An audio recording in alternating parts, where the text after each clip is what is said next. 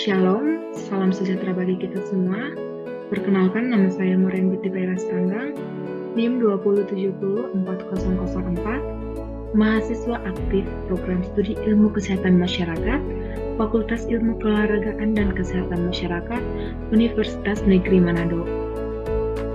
Di sini saya akan memaparkan tugas saya yang berjudul Penyakit Menular Nosokomial.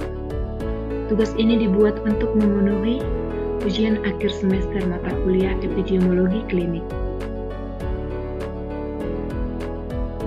Baiklah, kita akan masuk ke dalam definisi dan karakteristik penyakit menular nosokomial. Penyakit menular nosokomial yang juga dikenal sebagai infeksi terkait perawatan kesehatan merujuk pada infeksi yang didapatkan oleh pasien selama menjalani perawatan di lingkungan perawatan kesehatan, termasuk rumah sakit, klinik, pusat perawatan jangka panjang, atau fasilitas medis lainnya. Infeksi nosokomial dapat berkembang setelah 48 jam atau lebih setelah pasien masuk ke lingkungan perawatan kesehatan atau dalam waktu 30 hari setelah pasien keluar dari fasilitas tersebut. Selanjutnya, karakteristik. Karakteristik utama dari penyakit menular nosokomial adalah sebagai berikut. Yang pertama, tempat terjadinya infeksi. Infeksi nosokomial dapat terjadi di berbagai tempat dalam lingkungan perawatan kesehatan, termasuk saluran pernapasan, sistem kemih, luka, operasi, aliran darah, dan sistem saraf pusat. Infeksi ini juga dapat mempengaruhi berbagai organ dan sistem tubuh. Yang kedua, penyebab infeksi. Penyakit menular nosokomial dapat disebabkan oleh berbagai mikroorganisme termasuk bakteri, virus, jamur, dan parasit. Bakteri merupakan penyebab utama infeksi nosokomial. Yang ketiga, faktor risiko. Beberapa faktor risiko seseorang terkena infeksi nosokomial seperti lamanya waktu perawatan di rumah sakit, prosedur invasif seperti pemasakan kateter atau ventilasi mekanis, dan kurangnya kepatuhan terhadap protokol kesehatan dan kebersihan dan tindakan pencegahan infeksi. Yang keempat, dampak pada pasien. Infeksi nosokomial dapat memiliki dampak serius pada kesehatan dan keselamatan pasien mereka. Dapat memperpanjang waktu perawatan, menyebabkan komplikasi yang serius, meningkatkan angka kematian, dan meningkatkan biaya perawatan kesehatan. Yang kelima, pencegahan dan pengendalian. Pencegahan infeksi nosokomial melibatkan tindakan yang komprehensif, termasuk kebersihan tangan yang baik, penggunaan perlengkapan pelindung diri, sterilisasi peralatan medis, pengolahan limbah medis, penggunaan antibiotik yang rasional, serta edukasi dan kesadaran tentang praktik pencegahan infeksi.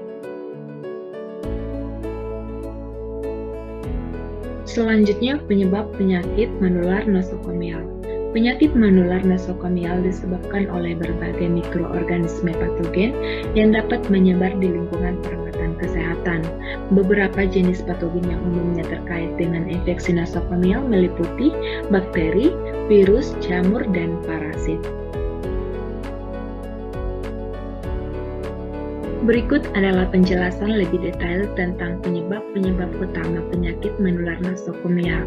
Teman-teman boleh membaca beberapa slide tentang penyebab-penyebab utama penyakit menular nosokomial berikut. Yang pertama, bakteri, yang kedua ada virus, yang ketiga ada jamur, dan yang keempat parasit.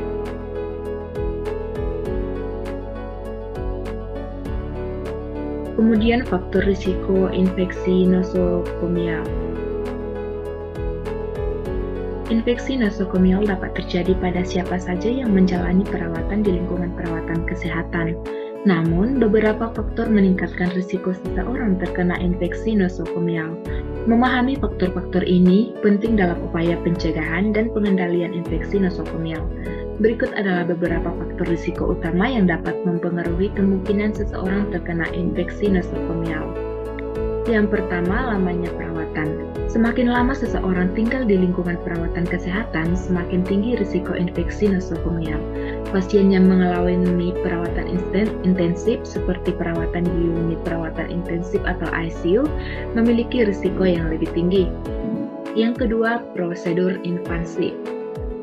Proses invasif seperti pemasangan kateter urin atau saluran intravenas sentral, ventilasi mekanis, atau pembenahan, meningkatkan risiko infeksi nosokomial.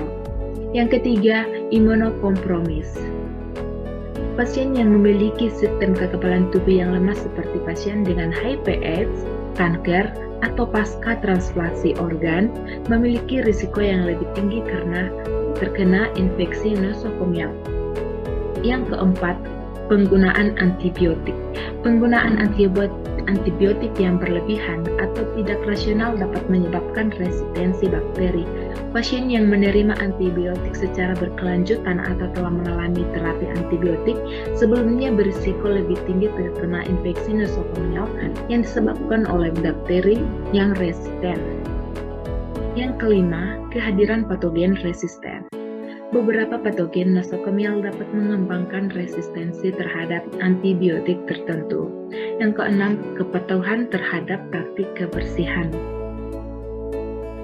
Kepatuhan yang rendah terhadap praktik kebersihan seperti kebersihan tangan yang buruk, penggunaan pelengkap pelindung diri yang tidak memadai, atau kebersihan lingkungan yang tidak memadai dapat meningkatkan risiko penyebaran infeksi nosokomial.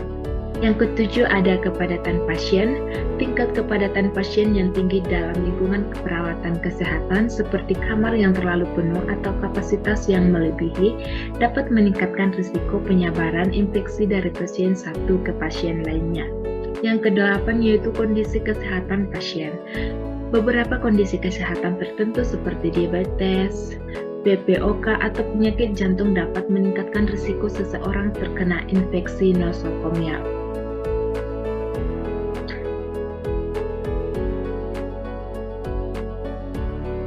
Selanjutnya ada pencegahan penyakit menular nosokomial. Pencegahan penyakit nosokomial merupakan langkah kritis dalam menjaga keamanan pasien dan menjaga kebersihan lingkungan perawatan kesehatan. Berikut adalah beberapa langkah pencegahan yang efektif untuk mengurangi risiko infeksi nosokomial. Yang pertama, kebersihan tangan yang baik. Mencuci tangan secara rutin dan dengan benar adalah tindakan pencegahan utama terhadap infeksi nosokomial. Yang kedua, penggunaan perlengkapan pelindung diri PPE. Petugas kesehatan harus menggunakan PPE yang sesuai seperti sarung tangan, masker, kacamata pelindung, dan jubah pelindung, terutama saat melakukan tindakan invasif atau saat terpapar cairan tubuh pasien. Yang ketiga, sterilisasi peralatan medis. Peralatan medis yang digunakan pada pasien harus steril atau dibersihkan dengan baik sebelum digunakan kembali. Yang keempat, pengelolaan limbah medis. Limbah medis harus dikelola dengan benar sesuai dengan pedoman keamanan dan kebersihan. Yang kelima, penggunaan antibiotik yang rasional. Yang keenam, ada edukasi dan kesadaran tentang praktik pencegahan infeksi. Petugas kesehatan pasien dan pengunjung perlu diberikan edukasi mengenai praktik pencegahan infeksi nosokomial. Ini termasuk kesadaran tentang kebersihan tangan, batasan kunjungan saat sedang sakit, batasan kontak dengan pasien yang rentan, dan pentingnya melaporkan gejala infeksi kepada petugas kesehatan.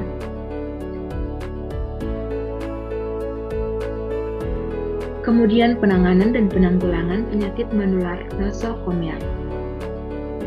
Penanganan dan penanggulangan penyakit menular nosokomial melibatkan serangkaian tindakan yang bertujuan untuk mengurangi risiko infeksi nosokomial, mengendalikan penyebaran infeksi, dan memberikan perawatan yang aman bagi pasien. Berikut adalah beberapa langkah penting dalam penanganan dan penanggulangan penyakit menular nosokomial. Yang pertama, surveillance infeksi nosokomial. Implementasikan sistem surveillance yang aktif untuk memantau dan melaporkan kasus infeksi nosokomial. Yang kedua, isolasi pasien. Identifikasi pasien dengan infeksi nosokomial atau pasien yang berisiko tinggi terhadap infeksi ini dan tempatkan mereka dalam isolasi yang sesuai. Yang ketiga, praktik kebersihan tangan. Tingkatkan kepatuhan terhadap praktik kebersihan tangan yang baik di antara petugas kesehatan, pasien, dan pengunjung. Yang keempat, kebersihan lingkungan. Menerapkan protokol kebersihan yang ketat untuk kebersihan dan memodifikasi lingkungan perawatan kesehatan termasuk permukaan, peralatan, dan fasilitas. Dan yang terakhir yaitu penggunaan antibiotik yang rasional. pastikan menggunakan antibiotik yang tepat dan rasional sesuai dengan panduan pengobatan yang disetujui.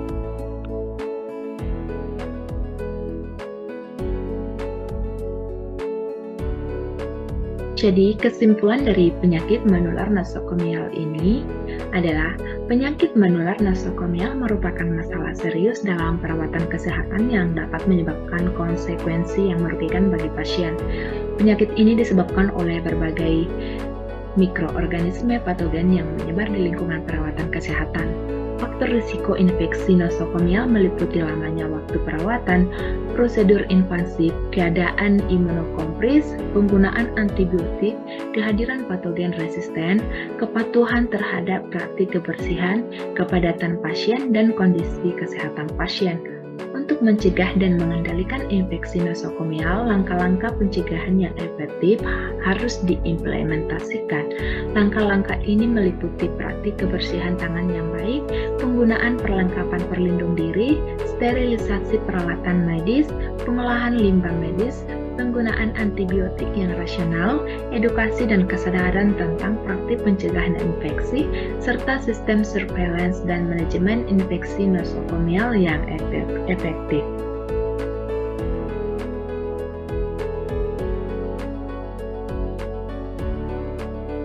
Sekian presentasi dari saya. Jika ada kurang lebihnya, mohon maaf. Sekian dan terima kasih.